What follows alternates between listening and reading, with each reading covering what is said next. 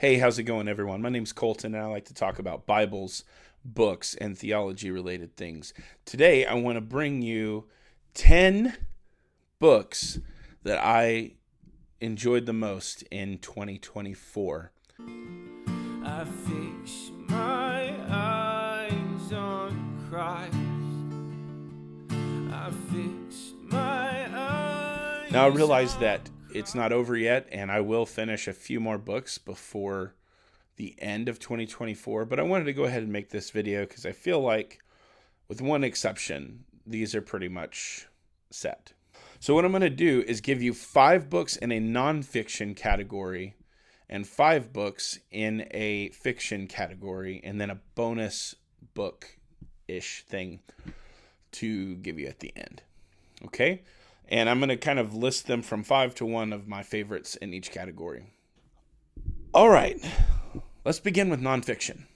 In the nonfiction category, for number 5, I have Lectures to My Students from Charles Spurgeon. This is a book that I've read multiple times, and I can't get it enough, especially as a pastor in pastoral ministry. It's one I revisit often. So Lectures to My Students from Charles Spurgeon is just some very good, practical pastoral advice.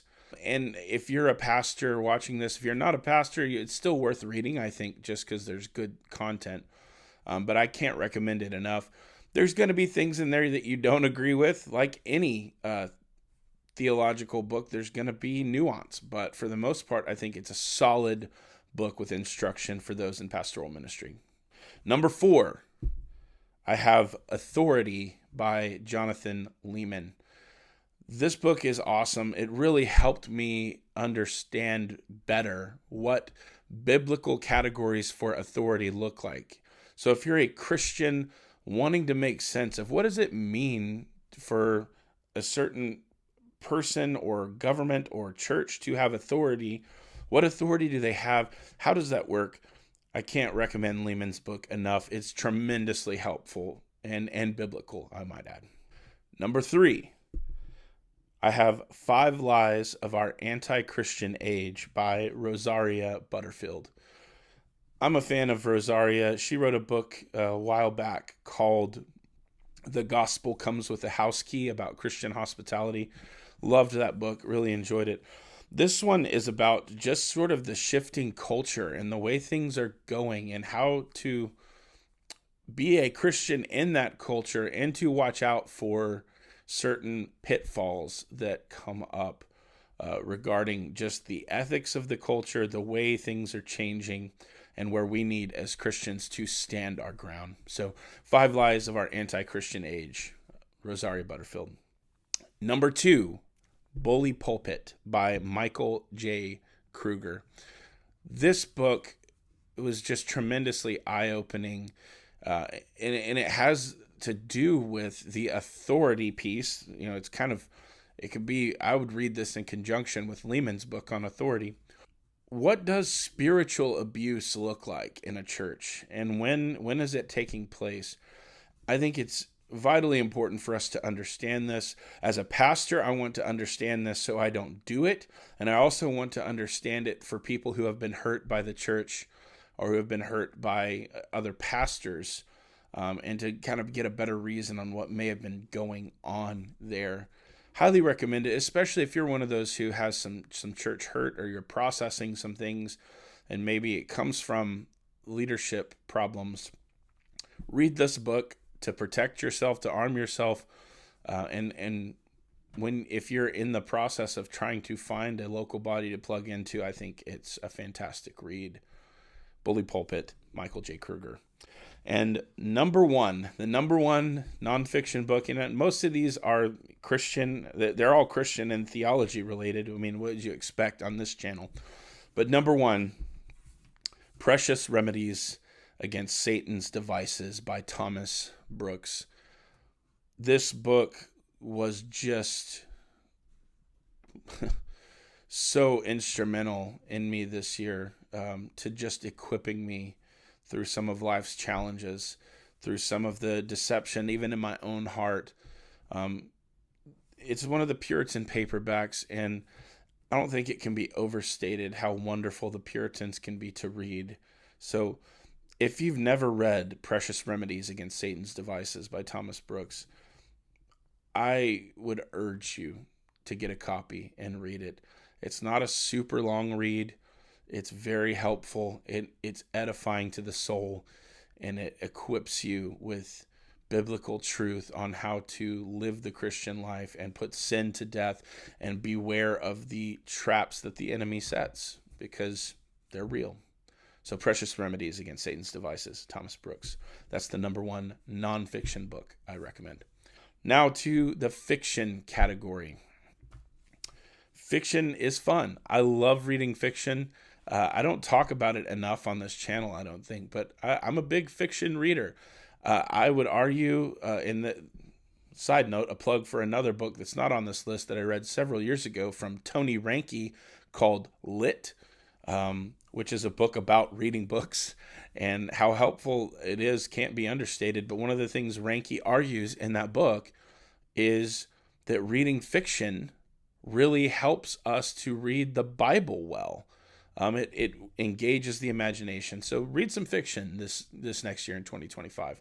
But my favorite fiction books of 2024 begin here. Number 5, Mistborn, The Final Empire, from Brandon Sanderson. Now there's 2 Brandon Sanderson books on this list, and there could have been a lot more, because I've gone deep in the Brandon Sanderson Cosmere universe this year. If you don't know who he is a amazing fantasy writer, epic fantasy writer. And the Mistborn has 3 books in the main, the original saga. And The Final Empire is the first book in the series. It was hard to pick because I didn't want to list all 3 of them, but if it's just probably my favorite, honestly. Love the introduction to the story, this incredible world where there's this thing called allomancy, where people are able to, certain people are able to use ingested metals to produce these crazy effects in the world around them. Check it out, Mistborn, Final Empire, Brandon Sanderson. Next is a book that I have read before, but I revisited this year and remembered why I loved it so much. And it's The Road by Cormac McCarthy. This one's dark, and just warning, some of these are going to have some content in it that, as liberty allows, you may or may not want to dive into. But The Road is a post-apocalyptic story about a man and his son just sort of trudging through the wasteland that is. And it really doesn't, I love this about it. It doesn't explain why the world is in the state it's in very well at all, but it's just a great story. Cormac McCarthy is a great storyteller, in my opinion. So The Road, Cormac McCarthy, it's a prize-winning book. Highly recommend. Just, there's going to be things like profanity and other things that maybe would bother you, dark things, unfortunately, but also things that are a reality in the human heart. I think it speaks a lot to the human condition. So anyway, The Road, Cormac McCarthy. I really enjoyed the book. The next one is, and this is number 3, I Cheerfully Refuse, from Leif Anger. I have been a fan of Leif Anger as a writer for quite some time. The first book I ever read from him was called Virgil Wander. Tremendously enjoyed that book, and then immediately read everything else I could find from him. I Cheerfully Refuse came out this year, and I was not let down by the wait for another book from Leif Anger. Just a great story. He loves to write in these settings around like the Great Lakes and things like that. It's just, trust me when I say it's a good book. Leif Anger, I Cheerfully Refuse. He's able to craft some of the best stories I've ever read, and I enjoy his stuff. Next, and number 2, The Boy in the Striped Pajamas by John Boyne. This book, I'm just going to level with you. It's tragic. It's difficult. It's set in the World War II era, and it's incredibly moving. It speaks to just humanity. And again, the human condition, our sin nature is very prevalent in this book. But a really good story, a gut-wrenching story in a lot of ways, but a really good story. So The Boy in the Striped Pajamas, highly recommend. And I'm trying not to give away a lot as far as spoilers go, so that's why I'm not elaborating a ton. Last, the number one fiction book I read this year, my favorite of all the fiction books I read this year, is Oathbringer by Brandon Sanderson. Again, he's there. He makes another show on the list. Oathbringer is the third book in a huge epic fantasy story called the Stormlight Archive. And the other books that are out are wonderful. I've read all of them, and I'm actually currently reading his newest one that just released a few days ago called Wind and Truth in this series. I may end up liking it better than Oathbringer. I don't know, but I'm making this list now, and I can say without a doubt, Oathbringer it's just epic. It's just really good storytelling. Now, I, of course, highly recommend you don't read it until you've read The Way of Kings and Words of Radiance, which are the other two in front of it. But this is super nerdy fantasy stuff.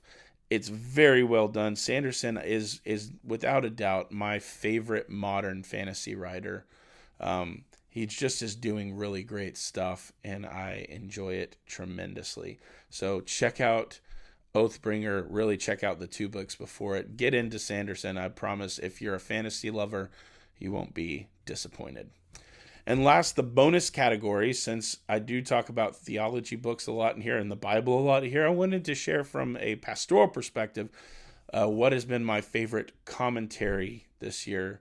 And it's really, there's a set. I don't own them all, but the ones that I have, I've been using and love, and that is the ESV expository commentary set. These things are wonderful. They're tremendously helpful to me as a pastor, but I think they would be good to anyone who just wants to study deeply into God's Word. You can buy them one at a time for whatever book you're studying, or you can get the whole set, which is pretty pricey because there's a lot of them. But anyway, that's going to do it for this video, guys. These are my favorite books of 2024. I hope you enjoyed this. Maybe it's given you some ideas on things you would like to read in 2025. I'm looking forward to 2025. I'm waiting for Tim Challies. If you don't know this, every year Tim Challies puts out a reading challenge for the year. And he hasn't put out the one for 2025 yet, but I'm anxiously awaiting that to kind of start that process this year. So yeah, if he doesn't, you can use his past years if you just want to kind of get started with a reading challenge sort of format.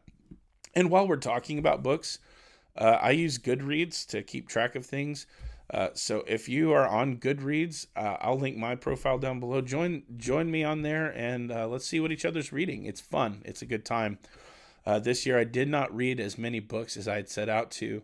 I won't make my goal. I had set out to read 50 books. Is usually the goal I set, 50 books a year.